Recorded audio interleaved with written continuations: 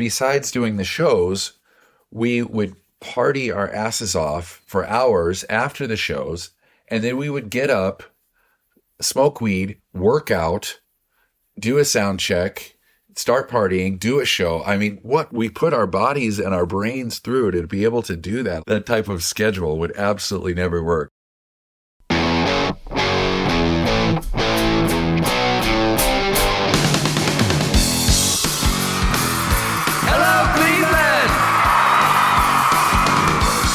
Turn your speakers up to 11 because it's time for Too Much Effing Perspective, the podcast that asks musicians and entertainers to relive their most Spinal Tap moments when nothing goes right and everything gets kind of weird.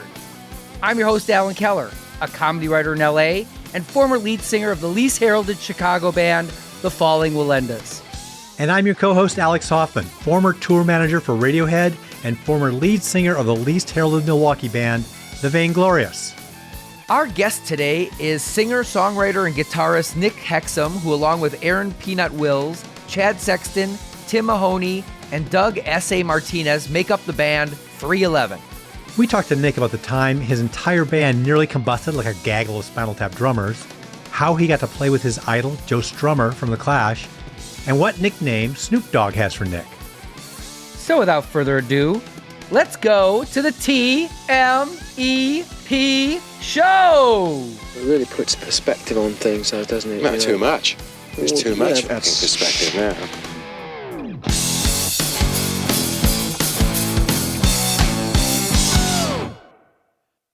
Alex, what happens every year on December 28th? December 28th. Well, that's 4 days past my birthday, so I'm still getting used to being a year older. No, you're actually trying to shame me because I forget your birthday every year. I'll remember next year. All right, I'll put it on the calendar. Anyway, December 28th is Be Happy Day. Oh, that's right. Why don't you tell our listeners what Be Happy Day actually is? Okay. I'm sure many of our listeners have heard of Festivus, the holiday some non-religious people celebrate instead of Christmas and Hanukkah. Is that Uncle Festus from the Addams Family? Close. It's another TV reference. Oh. It's on Seinfeld. They had a big Seinfeld episode That's about right. it. That's right. It's okay, a classic. Got it. Anyway, Festivus is for, I think, not so iconoclasts. Oh, okay. If you're a real iconoclast, you'll come up with your own holiday from scratch. And that's what Be Happy Day is. It's a secular holiday I invented for my family that we've been celebrating ever since my daughters were, aware. And it's complete with its own rituals, decorations, legends, symbols, icons. And I wrote an origin story that I'd read every year, whether my daughters like it or not.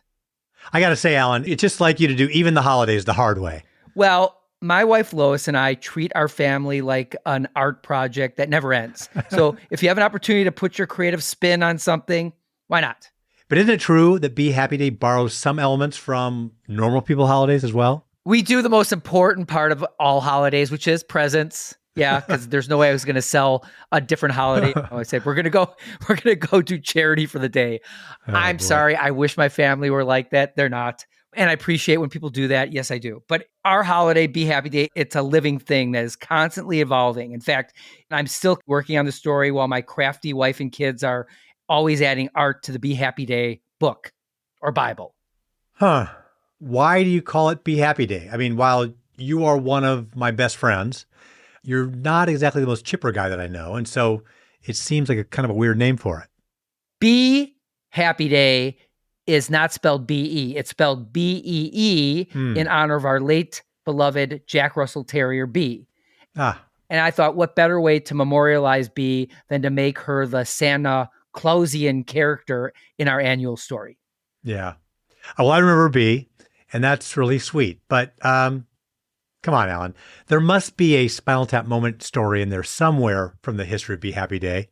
Spill it.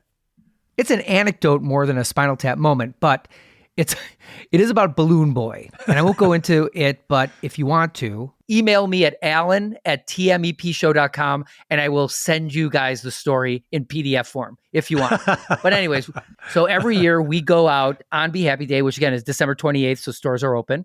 one of the reasons why we chose it, as well as for the sales, post-Christmas sales. Of course. Very wise of us. You're thrifty. Yes. And so we were going to the balloon store on our block, and we go in there, and they had a really cute puppy in a basket. And we're like, oh, that's a cute puppy. And this was a dog that they found in the parking structure that maybe someone who got it on Christmas Day just abandoned. Ooh. And so I said, well, I thought I had a better chance because I lived in the neighborhood of finding a home for this dog. So we named her Biscuit, and we started trying to find a home for her. And of course, the Spinal Tap moment is I didn't want a fourth dog because we had 3 at the time, but Biscuit became our dog and part of the Be Happy Day tradition. Oh, boy. But I got to say, Alan, you have not cornered the market on making up holidays out of whole cloth. Our guest today, Nick Hexum from the band 311, actually invented 311 Day. That's right. It's a celebration that's held on or around March 11th every other year. And 311's fans come in from all over the world to celebrate, hang out together, and hear the band play. And it seems like a ton of fun. It has become so popular that it actually is spanning 2 days this year in Las Vegas. It'll be a party. Well, since we're talking about Vegas, I bet that 311 Day is not growing faster than Be Happy Day in terms of a cult-like following. We've seen exponential increases every decade since Be Happy Day was formed. And basically, I'm talking about in 2010, it was just my family of 4. And now we've grown a little over a decade later to 16 devotees of Be Happy Day. So I don't know, pretty soon we're going to be as big as Scientology and the Moonies combined. Growing like a weed, I got to say. Wait, weed?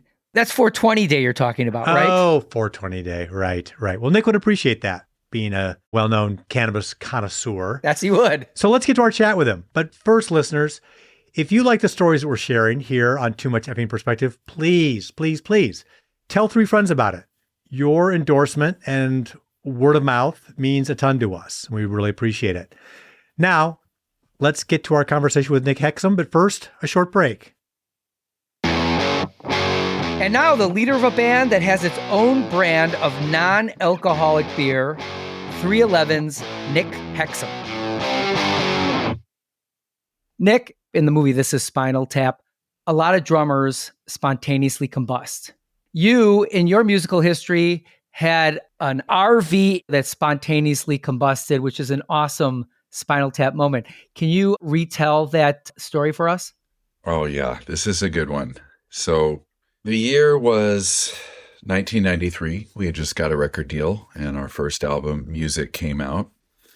And so the very first tour we did, we had tour support and we rented a couple of expensive vans and overpaid a tour manager and always basically like blew through all of our tour support in a month. And then they were like, okay, so you're done. And we're like, no, we're going to go make this album happen. So we had to figure out how to tour on the cheap.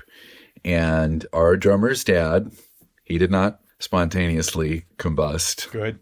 But his RV did. So our drummer's dad had this, I think it was a 1974, it wasn't a Winnebago, but it was like a Winnebago. It was a massive, probably as big as RVs got in the 70s. So, I mean, this thing was just huge. And we didn't have enough cargo space. So we decided to tow Tim, our guitarist's Volkswagen van with our equipment in it. So it was like a 40-foot long Winnebago with towing a Volkswagen van. We didn't really ask anybody if this was a good idea. We just did it because we thought, well, it would be nice on a day off if we want to like unhook the van and go drive around and stuff. So aren't you supposed to ask that tour manager that? We fired the tour manager. He was charging way too much. And we just got one of our homies from Omaha to be like an all-purpose tech of, driving and lugging gear. And so I'm sorry. Let me just say something, Nick, and we won't digress too far from the story, but I do want to say you are totally contradicting Paul Westerberg's adage, which is we're not tourists, we're on tour, right? With that whole pulling the van thing, because you were fully anticipating being tourists while on tour. Yeah, we wanted to see the country as we conquered it. So, so we played a show in, I think it was Columbia, Missouri. And then we were heading towards Kansas City, Missouri, if I remember correctly. We got the RV in LA and we made it that far. So the tour was about a week in. And we just filled up the RV with about 100 gallons of gas. It had 2 gas tanks. I think they were like 60 gallons a piece. So this was just tons of fuel. And we'd had a problem with the RV backfiring. And we'd stopped to have a mechanic adjust the carburetor or something. He couldn't fix it, so we're just like, deal with it. So every time you let off the gas, it was like rapping, boom, boom, bop, bop, bop. I guess we just have to deal with the sound of, gunshots coming out of the bottom of our RV. And it's an explosion in the exhaust system. And if you backfire enough, basically what happened is it burst through the exhaust system and caught the floorboards on fire. Oh, no. And then that fire got into the gas lines. So Peanut had got a ride from a friend. So it was me and Tim and Chad and S.A., the 4 of us. I'm driving the RV. We're going up a hill and I'm really putting my foot into it. I'm losing power. I'm starting to pull over. By the time I get over to the side of the RV, I can see that there's flames coming around in the rearview mirror, flames coming around the sides of the RV. And I was like, major fire, major fire. So I pull over and somebody throws the door open and the flames are coming in the RV. There's only one door. It's halfway down the passenger side. So we had no choice except to jump through the flames. Wow. To narrowly escape with our lives. And I was the last person out because I was driving, and it was just a wall of orange. And I remember being doused in the heat. I got burned on both my front and back side of my body, just engulfed in flames, just for a second, jumping through the flames, and scampered up the hill off the side of the highway. And so we were like, okay, what are we going to do? It gets to the gas tanks and it's just like shooting out fire. I remember there was a semi truck that cars had stopped, and then the semi was like, screw it, I'm going for it. And a semi drove through completely. He gets bathed in flame. It didn't catch on fire, but I mean, people trying to go for it because this fire was so big. It turned the interstate into gravel. Wow. It just completely cooked the road. But we were like, let's try and save the van. So we're going to try and unhook it. But we're like, no, it's going to blow. It was straight out of a movie. And then like for the next 2 years, every time we see an RV, it's going to blow. But we actually did buy another RV and just continue. We just got a slightly nicer one. We escaped with our lives, with no instruments. But luckily we had our shoes on and we had shorts and we each had our wallets and no shirt. No other possessions. Everything else went up in flames. And, I remember saying to Chad, because he's really upset because it was his dad's RV. And I said, my dad's going to kill us, man. You know what's crazy is that his dad said, hey, if it catches on fire, just let it go. And I was like, wow, that's really prescient that he...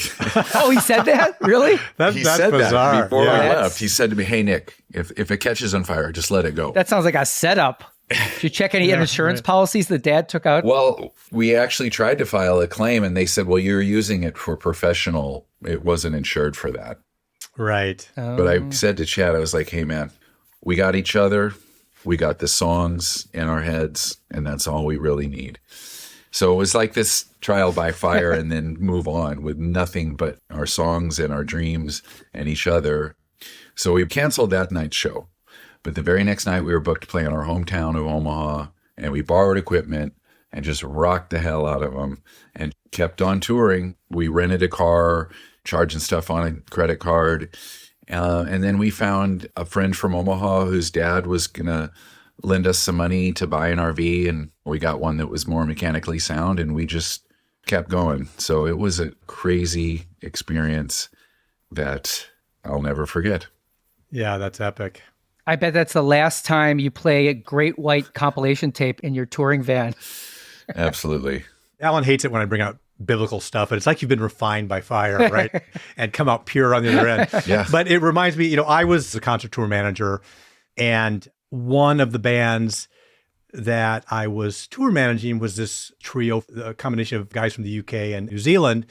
And My story is slightly less dramatic, but I'll close the loop, which is in the summer of 92, we had our van in Los Angeles, and the band was signed to RCA Records, which was down on Sunset Boulevard in Hollywood in a really dicey part. Again, this was 30 years ago. Yeah, it's come up since then, but yes. Yes, it has come up since, and it was quite rough. So anyway, being the thrifty tour manager that I was and trying to, preserve my band's tour support, we parked the van curbside next to RCA, as opposed to maybe paying $5 in the lot across the street that had an attendant. So we went up, kind of met with some people, and we were able to, back in those days, no one had cell phones. So we were like using the phones in the record company office to call long distance and all that kind of stuff. Yeah. And they were calling the UK to catch up with friends and family. So we ended up staying there a lot longer than we planned. And long story short, went back down to the van only to realize that someone had popped the locks and cleaned us out. I mean, instruments, personal bags. I think my suitcase was still in there. My duffel bag was gone. The first words were, when we opened the door, like, where are the guitars? We just realized everything was gone. But we still had our clothes. We still had our wallets. And that's the way we ended up driving from, we were on tour with Sarah McLachlan, actually, at the time. So we ended up driving from LA to Milwaukee to kind of connect back up with Sarah. We only had the clothes we were wearing. I had some extra clothes in my suitcase, but I didn't change, just to show solidarity with those guys as we drove for 3 days. But I really know that feeling. And as traumatic as those things are, it's an incredible bonding time among people on the road to go through something like that.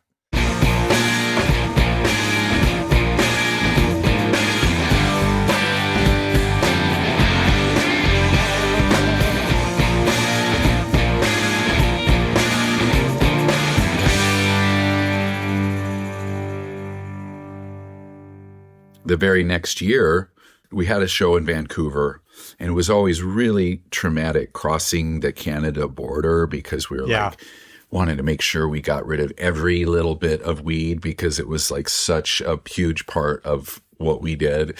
So we got through the border and we're super stoked. We're just driving into Vancouver, and all of a sudden, boom, the axle broke. And you'd have to hit a huge tow truck to tow an RV. And then they said, well, we're going to be able to fix it, but it's going to be a week for us to get the part there. Right. I called my dad. I'm like, please just charge the axle on your credit card. He did it, but we had to stay there for a week. So it turned out that we played at this place called the Town Pump in Vancouver. Yeah. We got super drunk, rocked the shit out of the place. And then the lady who ran the club, she was like, well, I'm a foster parent and we have extra beds. So we stayed at her house with her foster kids for like a whole week. Oh my goodness. Did she try to get you to take any off her hands?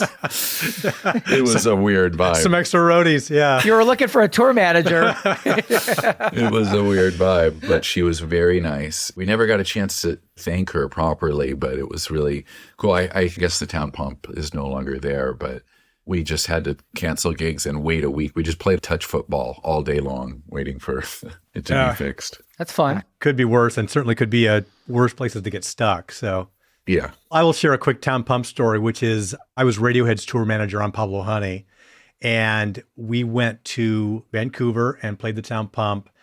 And I don't remember what happened exactly, but Creep was a big hit, and there was a lot of excitement about the band.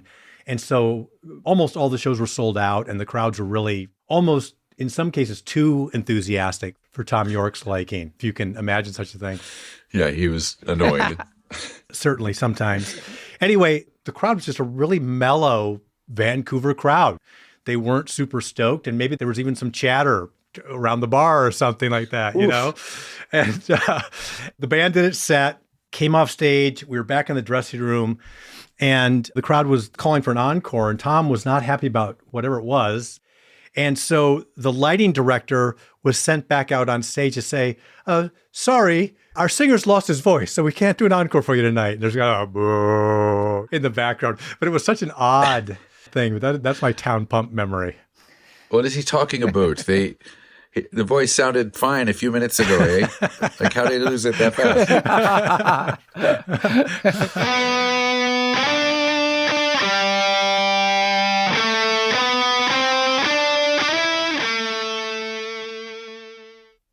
Nick, I was researching you and so many of your influences came up and they're my influences, like The Clash, Petty, Soundgarden, Beach Boys. XTC, I like your shirt. XTC, Jane's Addiction, right? Those are all, would you say, significant parts of your Absolutely. musical blending? Very much so. So it's interesting that you took these eclectic influences and created a multi-platinum band, and I took the same ingredients and I'm doing a podcast in my bedroom. It just doesn't seem fair. What did I do wrong? It's like I baked a cake, but I forgot all of the baking soda. I don't understand it. Anyway, I'm also a really big Clash fan, and I find it interesting how you guys incorporated reggae music into your sound in an entirely different way than the Clash did and the Police. Tell us a little bit about that. Yeah, the Clash absolutely blew my mind when I was 13. It was when I got to junior high and I met a new kid, and his older brother had all these punk rock records, and I just was like, whoa, what is this? And I just became completely obsessed. First, I loved the punk rock energy of the simple stuff of Police and Thieves and White Riot. But then I just loved the attitude that anything goes. Like, they actually had one of the first hip hop hits with Magnificent Seven, and these songs on Sandinista were songs that the OG hip hoppers would breakdance to in the early 80s. Anywhere they wanted to go, they'd have a gospel song, a blues song, a jazz song, a funk song, Cajun. I mean, they would just do anything. And I just loved that attitude and that diversity. And so I always wanted us to stay really eclectic. Anything we liked in our music, we would just put it in there. Oh, and you asked about reggae, and, cannabis was always a part of our bonding. Let's get stoned and explore some weird ideas. Now we still explore weird ideas without the cannabis. And I actually can get as far out there as I need just naturally by going for the eclecticness and keeping my listening habits changing. And of course, it's now so much easier to discover new music and just go down all these different rabbit holes. This new artist that I'm totally geeking out is this woman, Madison Cunningham. She's just so dope. It's like Joni Mitchell meets Fiona Apple, but with funky instrumentation. And she's just a ripping guitarist, and cool baritone guitar riffs and stuff. So there's always something new to explore. We grew up in Omaha, but our mind was always like, let's get to the coast. Went on car trips with my dad, listening to Beach Boys and just daydreaming of Southern California. And when I heard Bob Marley's Natty Dread, I was like, I got to get to Jamaica. But let's be honest, Omaha is the Jamaica of the Western Middle West. If you're going to compare it to South and North Dakota, I mean, that's what Jamaica is. Yeah. Absolutely. Yeah. But I think you said something really great in that London Calling is such an eclectic album. And there used to be a book that asked all these artists to pick the album they would take on a deserted island, right? And obviously, if you pick something that's straight ahead, sounds the same every day, it's not going to last you that long. But like Sgt. Pepper and Skylarking with XTC and London Calling, I mean, You're not going to get sick of it. Yeah. I love diversity and eclecticness and exploration. As long as you keep your curiosity going, then music can be just a never-ending journey, both as a listener and as a writer. What do you think's the most eclectic 311 album?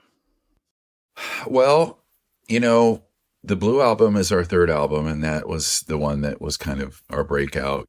We had an MTV Buzz clip that was a really big deal in like 1996, like the heavy rotation and songs that everyone was talking about. And so that album went triple platinum.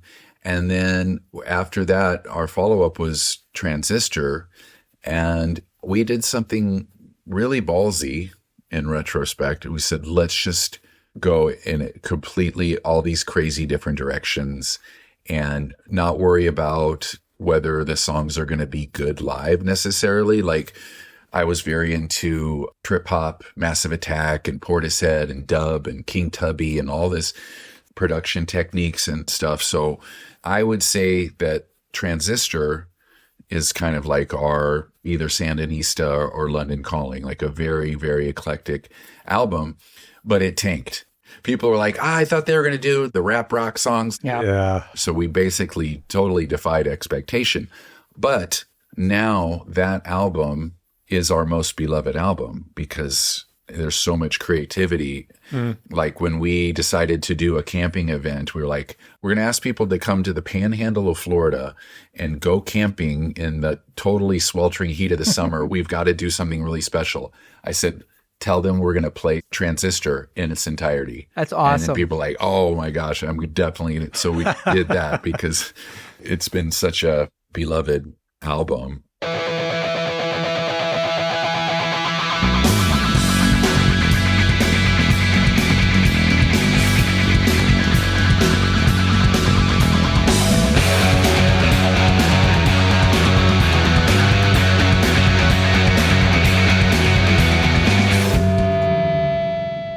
We had kind of a fun part of our conversation with Buck Meek of Big Thief, talking about how music critics describe bands.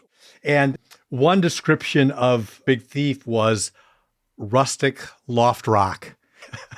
And Buck was just like, oh my God. What's the craziest description of 311 that you ever heard? Well, I can think of one insulting one. This was back in our very first year in Omaha. And this other band that we were competitors with, and I don't remember their name right now. See, so we won. Anyway, this competition going with a local Omaha band. Spike in the football. Fuck the Red Hot Chili Peppers, right? Who's heard of them? The Chili Peppers figure into the story. So this other band was in charge of making the billing of this festival that someone had put together. And they described their band as James Brown meets Nirvana. And then they described us as Red Hot Chili Peppers styled funk. So like basically trying to say that we were just nothing more than an imitation of the Chili Peppers, which was actually, it was a problem for us in our first year. They were like, you guys are just a knockoff of the Chili Peppers. I was like, no, we're doing this other thing and the other thing. And like, no. But luckily that tag didn't follow us around for very long. And I got a chance to record with Joe Strummer, and he put together this supergroup for the South Park soundtrack.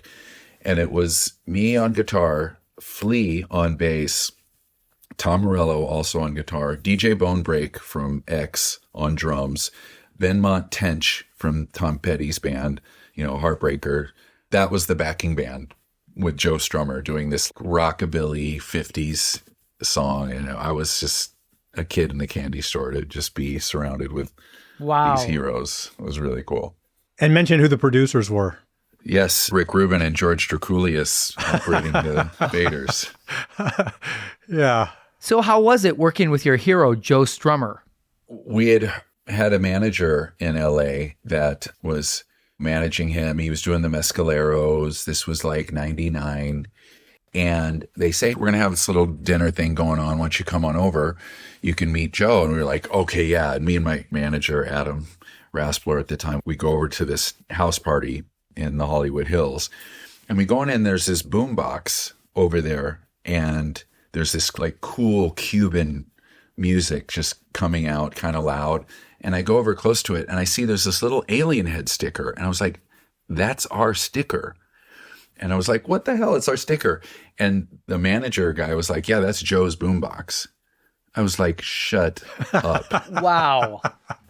And when I meet him, I was like, how is this possible? He was like, oh, yeah, I got a new boombox and I thought I'd make it look cool with some stickers. And boomboxes, if you remember, was such a part of the Clash's imagery. Like always, they had them in their music videos and stuff. So I was like, my whole existence is validated. It doesn't matter if people call me a Chili Pepper knockoff or whatever. Like Joe Strummer likes 311.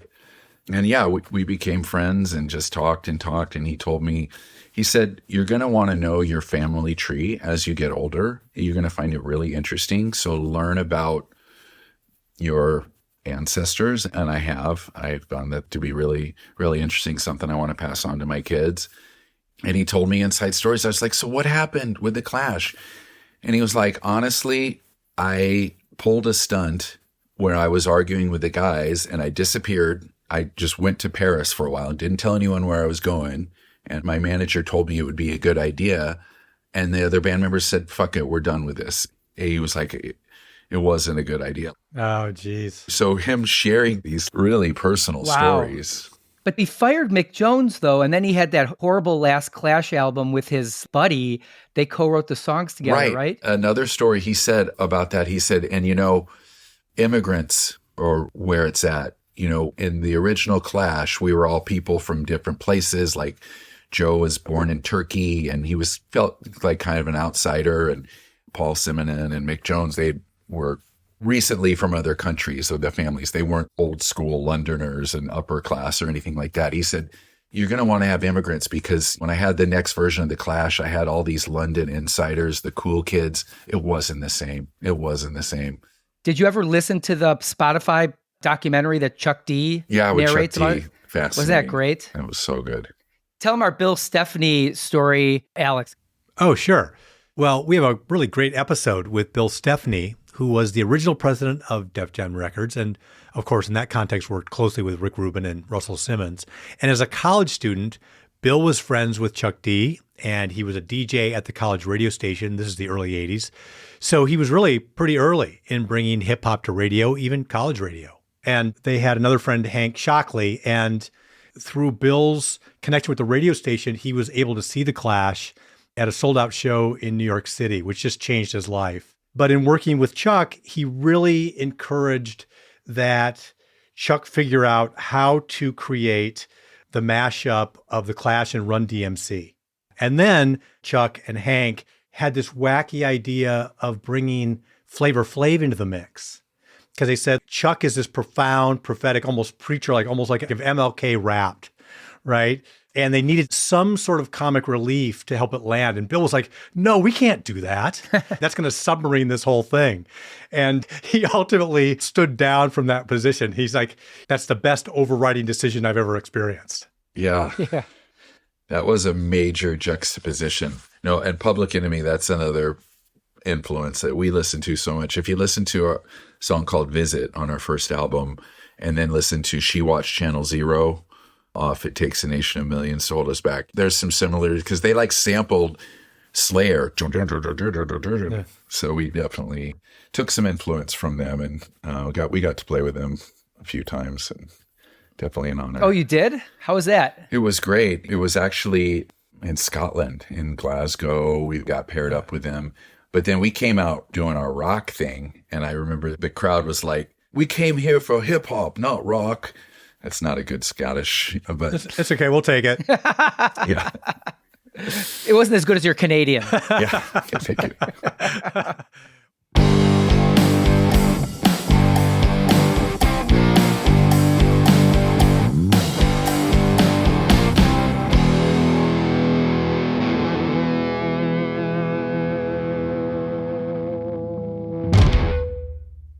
So one of the successful 311 projects, I guess, that you have undertaken over multiple years is the Unity Tour. You've taken out a range of bands that certainly are reflective of your broad influences. You've been out with Snoop Dogg, The Wailers, The Roots, G Love and Special Sauce, Ziggy Marley, among many others. Yeah. And I was curious, naturally, any Spinal Tap moments with Snoop Dogg?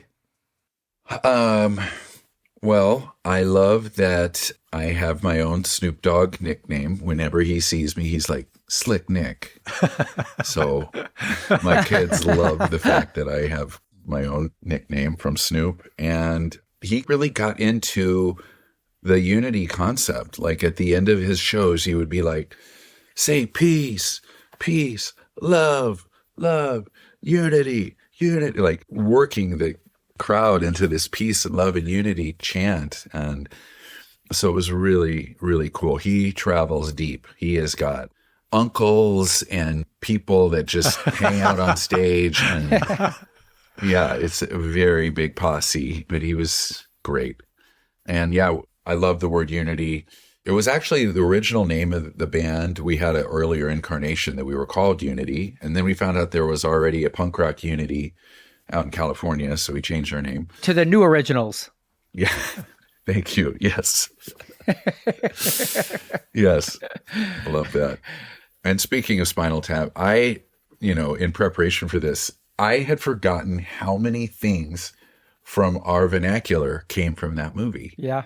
I had not seen it in so long, but there's just so many, like whenever you're getting lost on the way to the stage, hello, Cleveland.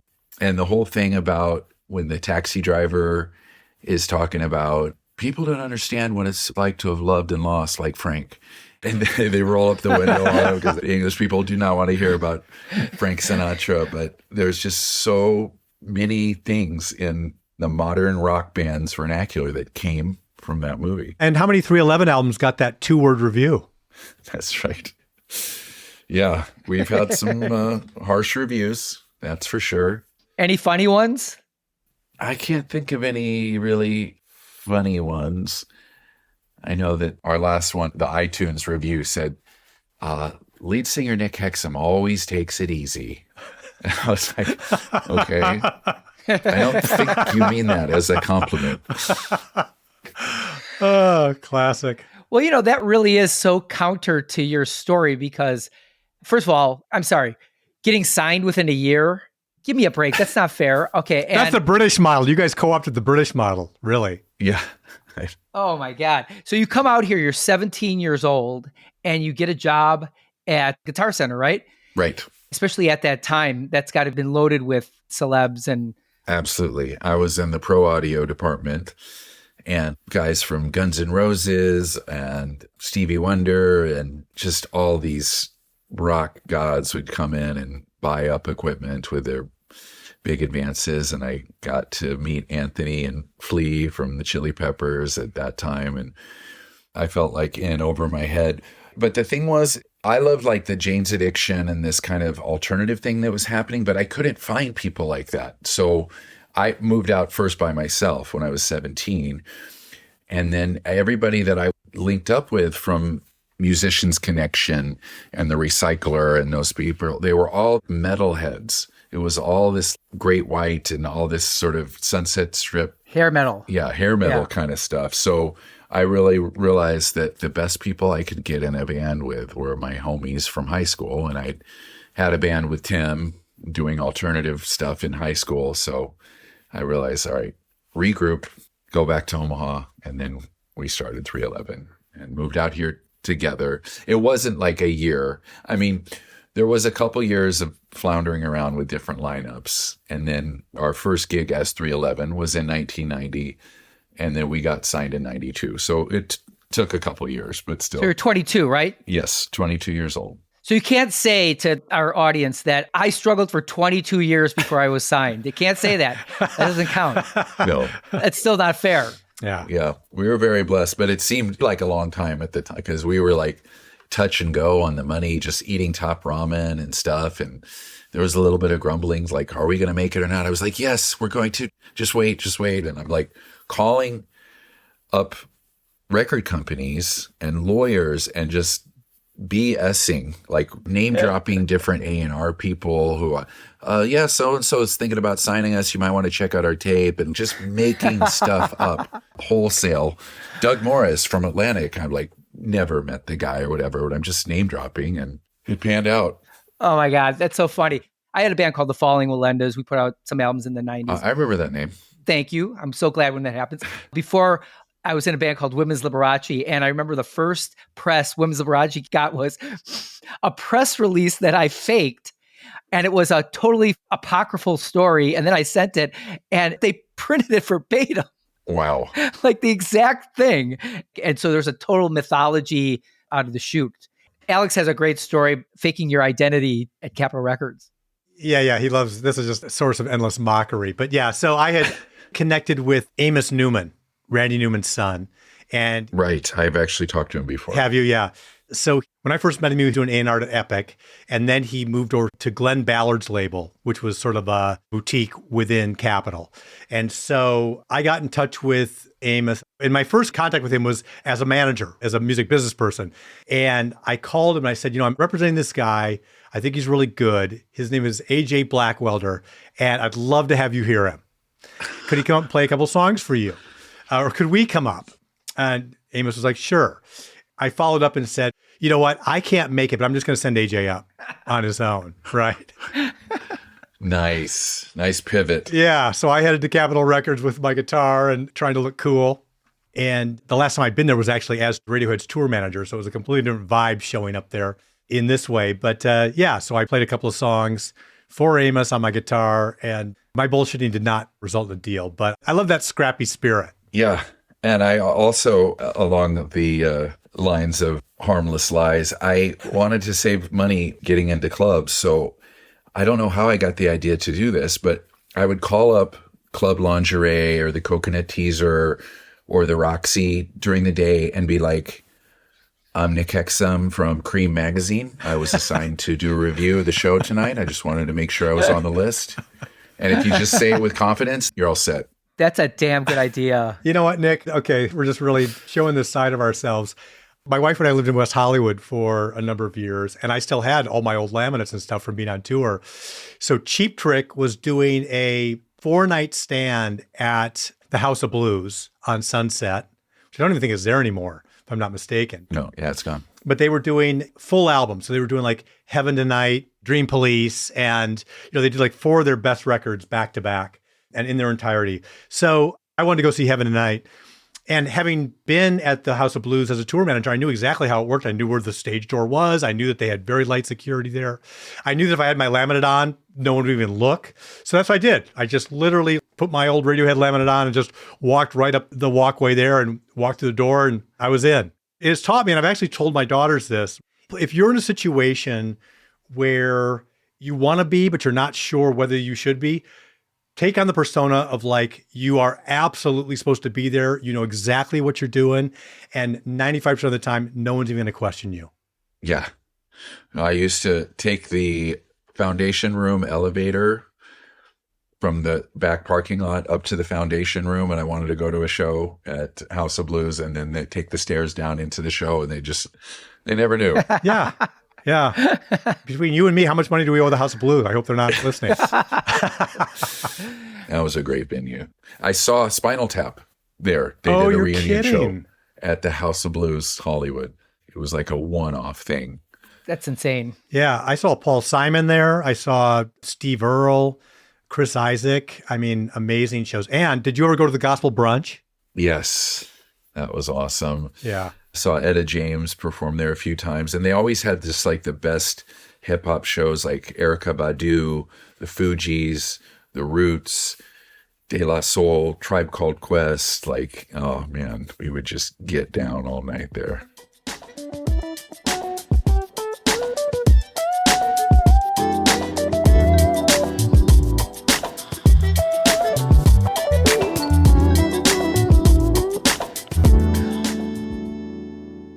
This is probably quite a few years ago. And I think this is when you were first starting to get some money from your records and stuff.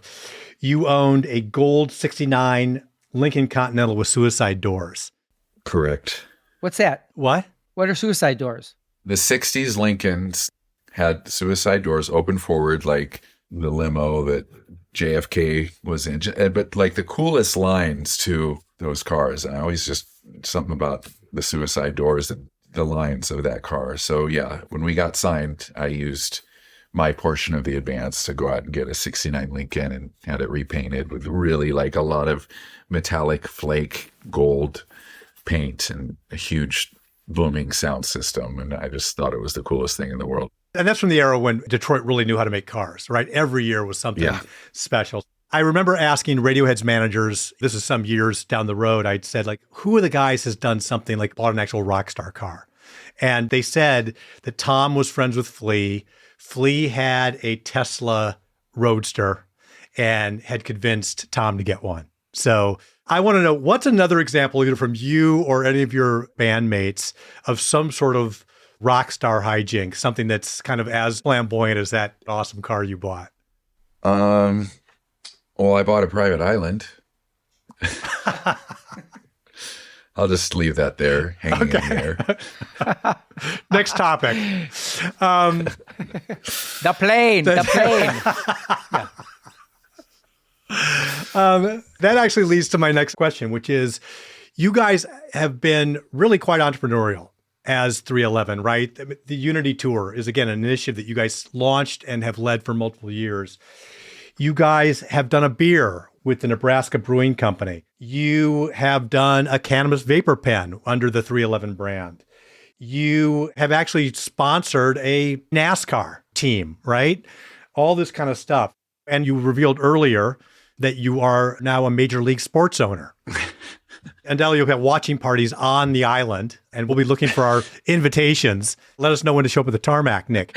Yeah, well, the island got completely worked over by hurricanes the year of Katrina, and I had to get out from underneath some serious losses that That's called Mother Nature remodeling. Yeah. Yes. Yeah. Just washed over the whole island. But, 311, we have our own cruise. We have 311 Day, Right. which is like our own convention. People come from all over the world, and we're doing 2 nights in Vegas at the Park Theater there, which is just a beautiful, very high tech. There's 4K screens everywhere you look. It's not quite the Sphere, but it's a really dope theater.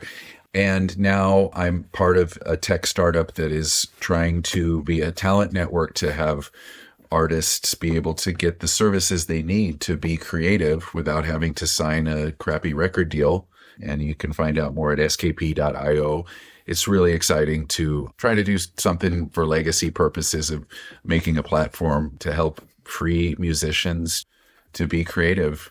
So it's like a place where you could go and just get a publicist, a distributor, a radio team, all the different things that a label would do without having to sign a label deal. Yeah. So it's pretty exciting. Well, that's so cool. And I guess my question was going to be, with all these entrepreneurial initiatives, many of which have worked out great, what hasn't worked? Well, I definitely took a big beating on the private island thing. That was not something that I really did the math before.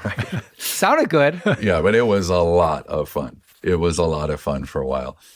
We've been pretty fortunate, and I think one thing about our band is that we always have put touring first. We take our business model more inspired by the Grateful Deads of the world, where like we are going to keep a direct relationship going with our fans by being a live band first, tour every summer, and then we'll work albums around that. So we're not living or dying by the success of our last album. We're a catalog band, and we go out and just really focus on doing the best show that we can.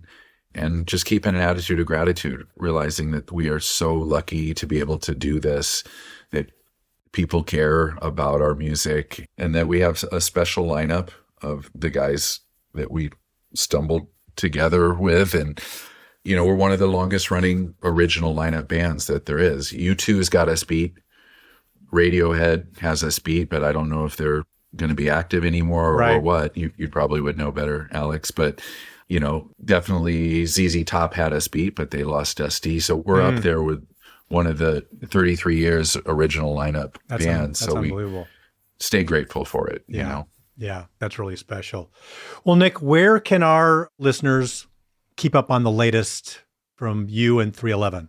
My socials are easy. Nick Hexum on Twitter or Instagram or, X now, I suppose. Threads also. We hadn't been overseas in a long time, so 311 is finally getting back overseas. We're going to festivals in Europe, so we're very excited. And we've got a new album that we're just putting finishing touches on, getting ready to start mixing. So please follow 311 on socials to stay up with us. So that Instagram name, devastatedislandinvestment.com, that's not you guys. No. I just wonder. No. Atlantis 2. There's an Atlantis 2. Is that yours? Buyislandcheap.com, as is. Well, thank you, Nick. This has really been a lot of fun. Yeah, super fun. It was a lot of fun. Thank you guys for having me. Now, remember, listeners, all you got to do is dial 311, that's 311 on your rotary telephone. If you run out of cannabis, beer, you want to book a cruise, or to secure your reservation on a hurricane-smashed offshore island. I hear Nick makes home deliveries. Thanks to my friend Joel Mark, who manages another one of our favorite guests, Dave Perner from Soul Asylum, for helping to bring Nick Hexum to the show. Too Much Effing Perspective is a Milwaukee Talkies original. Our editor is Gretchen Kilby. Our music composer is J.K. Harrison. Please follow us on Instagram at TMEP Show. Visit our website at tmepshow.com to sign up for our mailing list. And find our other episodes featuring rock stars, comedians, and entertainment luminaries whose bizarro stories we enjoy and we think you will too on Apple Podcasts, Spotify, or wherever you listen. Although it would be as great as having armadillos in our trousers, this podcast is not affiliated with This Is Spinal Tap, and no person or entity connected with the film has sponsored or endorsed its content. This podcast is not affiliated, sponsored, or licensed by Authorized Spinal Tap LLC or Century of Progress Productions. Evergreen Podcast Network.